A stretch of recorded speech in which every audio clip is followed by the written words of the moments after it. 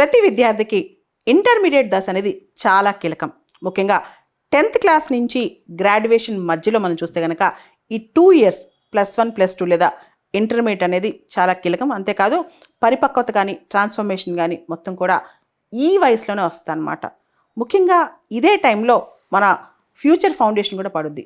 అది ఇంజనీరింగ్ కావచ్చు, మెడిసిన్ కావచ్చు, రాబోయే కొత్త టెక్నాలజీస్, ఆర్టిఫిషియల్ ఇంటెలిజెన్స్ కావచ్చు, లేకపోతే 3D ప్రింటింగ్ కావచ్చు, రకరకాల టెక్నాలజీస్ వస్తున్నాయి, ఫ్రాంటియర్ టెక్నాలజీస్ అంటాం. వీటన్ని టెక్నాలజీస్కి సంబంధించి వినూత్న విద్యా విధానం ధనిక్ భారత్ అకాడమీ. ఈ ధనిక్ భారత్ అకాడమీ అనేది ఇంటర్మీడియట్ కోర్సెస్ అంటే ఎంపీసీ, బైపీసీకి సంబంధించి ట్రెడిషనల్ మెథడ్స్ మాత్రమే కాకుండా అంటే ఇంజనీర్స్, డాక్టర్స్ ఇవన్నీ ఓకే, నీట్ ఎగ్జామ్స్, ఐఐటి వీటన్నిటితో పాటు భవిష్యత్తును ఎలా ఎదుర్కోవాలి, భవిష్యత్తులో వచ్చే టెక్నో సవాళ్ళు అంటే టెక్నాలజీ పరంగా వచ్చే సవాళ్ళు, కొత్త కొత్త టెక్నాలజీస్కి ఎలా అడాప్ట్ అవ్వాలి, దాంతోపాటు రకరకాల కాంపిటేటివ్ ఎగ్జామ్స్, లీడర్షిప్ స్కిల్స్ ఒకటా రెండా అన్నిటికీ ఇంటర్మీడియట్ స్టేజ్లో రాట్ లెర్నింగ్ అంటే బట్టి పట్టించడం, ఈ రాట్ లెర్నింగ్ ఎక్కువ ప్రెషర్ పెట్టడం ఇవన్నీ పక్కన పెట్టి స్మార్ట్ లెర్నింగ్ వైపు అడుగులు వేస్తూ ముందుకు తీసుకెళ్ళటం, ఈ దిశగా ధనిక్ భారత్ అకాడమీని స్థాపిస్తున్నాం అనమాట. 2 తెలుగు రాష్ట్రాల్లో 4 ప్రధాన నగరాల్లో వీటిని స్టార్ట్ చేస్తున్నాం.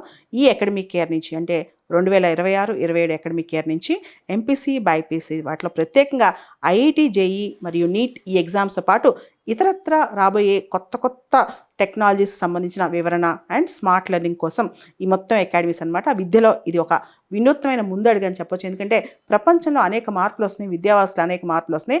అలాంటి మార్పులకు అనుగుణంగా ధనిక్ భారత్ అకాడమీ అనేది స్థాపించడం, మన ట్రెడిషనల్ లెర్నింగ్ కాకుండా కొత్త రకాల సబ్జెక్ట్స్ కానీ, కొత్త రకాల టెక్నాలజీస్ కానీ ఇవన్నీ కూడా స్మార్ట్ లెర్నింగ్ వైపు దృష్టి పెడుతూ, అదేవిధంగా షార్ట్ కట్స్ మీద, స్ట్రెస్ ఫ్రీ లెర్నింగ్ మీద దృష్టి పెడుతూ ఈ ధనిక్ భారత్ అకాడమీ లాంచ్ అవుతుంది. హైదరాబాద్లో, విజయవాడ, విశాఖపట్నం, గుంటూరు. దానికి డైరెక్టర్గా ముందుకు నడిపించే బాధ్యత కూడా నేనే తీసుకుంటున్నాను. ధనిక్ భారత్ అకాడమీకి పూర్తి స్థాయిలో విద్యార్థులకి ఒత్తిడి లేని విద్య కావచ్చు, స్మార్ట్ లెర్నింగ్ కావచ్చు, అదేవిధంగా కొత్తగా రాబోయే సవాళ్ళకి మనం అడాప్ట్ అవ్వటం కావచ్చు. వచ్చే 5-10 సంవత్సరాల్లో మన ఉద్యోగ వ్యవస్థ మారిపోతుంది కాబట్టి ఆ కొత్త ఉద్యోగ వ్యవస్థలో మన విద్యార్థులు ఎలా ఎమడాలి, వీటన్నిటికీ సంబంధించి ఒక వినూత్నమైన ఆలోచనతో ఈ ధనిక్ భారత్ అకాడమీ ముందుకు వస్తుంది. మీరందరూ కూడా దీన్ని ఆశీర్వదిస్తారని కోరుకుంటున్నాను.